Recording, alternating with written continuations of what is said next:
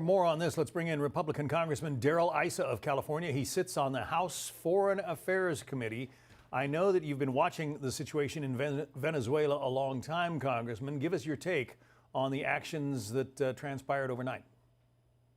Well, John, thanks for having me on. And decades ago, I did business in Caracas at a time when it was prosperous. There were foreign companies doing business there.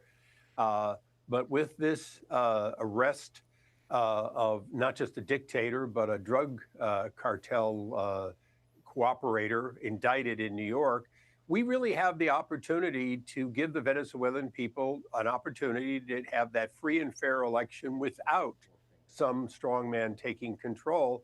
And that's what the president is clearly looking to do, is to get out as quickly as possible. Venezuela is not a nation that needs nation building, but it is a nation in which a free and fair election was snatched by Maduro many years ago. Well, perhaps it is no surprise to you that the leader of the opposition party in Congress says this is a very bad idea. Listen to Hakeem Jeffries. I'm sorry, it's a statement from him rather than a quote, but let me read it to you. John, I know the statement well. Okay. Look, it's Hakeem's job to do that.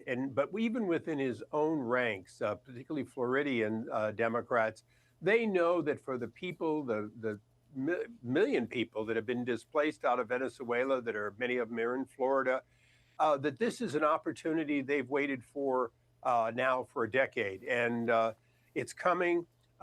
Is Hakeem upset that they didn't give him a chance to know it was coming?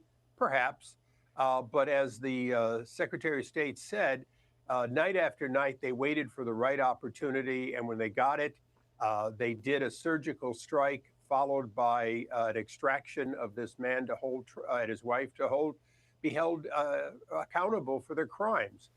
That's really a kind of drug enforcement. And, in Congress, we're not told before a drug raid. Yeah. For benefit of our viewers, I will read that statement from the House Minority Leader.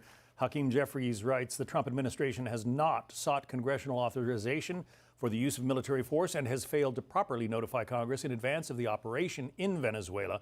The promotion of security and stability in a region requires more than just military force, as we painfully discovered in Iraq and Afghanistan. He parallels, uses those two wars as examples. Do you see a parallel between either of those cases and what the U.S. has done in Venezuela? Nick, see, there's no real parallel. In both cases, originally President George W. Bush and then leaders and after him, they tried to nation build, particularly Afghanistan, which, the reality is it wasn't going to be built on an American model. Venezuela has a history, it has an educated people, it has its own wealth. All they really need is an opportunity to select an interim leader and then to have free and fair elections. We don't need to nation build. I'm sure President Trump, having learned the lesson of Afghanistan and Iraq, has no intention to tell them how to run their country. He has simply liberated them from a strongman who's been holding by force and intimidation this country hostage. Okay, well, it is a woman, Maria Corina Machado, who is believed to have won the 2024 elections there, elections that were basically stolen by the now deposed regime. But the president has seemed lukewarm at best about the possibility of her running the country. Do you have any opinions on that? I have strong opinions, and I tend to agree with how the president's handling this, that we're not going to, on day one, simply march back in the winner of that election, but rather find a way to stabilize conditions. I'm sure she will return, and whether she's the interim president or runs for president again, really is a question for the Secretary of State and the interim activities that we do. As vice chair, working with my chairman on foreign affairs, we expect to have a role in making sure there's free and fair elections in Venezuela. But in fact, Chairman Mast and myself agree on one thing. We don't know how to nation build countries that are vastly different than ours, and we shouldn't try. That's what President Trump said when he was a candidate. It's what he did in his first term.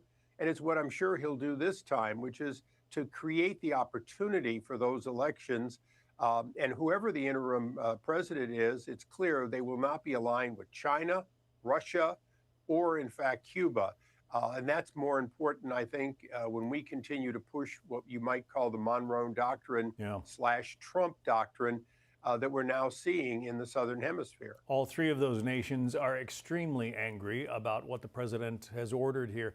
Very quickly, the fact that U.S. forces were able to depose Maduro and arrest him, bring him to justice without the loss of a single American life.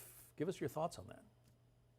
Well, it's an amazing tribute to the Secretary of War and to the president that has reinvigorated our troops. But most importantly, it's that tradition, that ethos that our special forces have operated under, that they've now been allowed to train and to do this kind of mission. So I'm thrilled at the return of the Department of Defense to what it once was. Congressman Darrell Issa, the Foreign Affairs Committee in the U.S. House. Congressman, thank you. Thank you, John.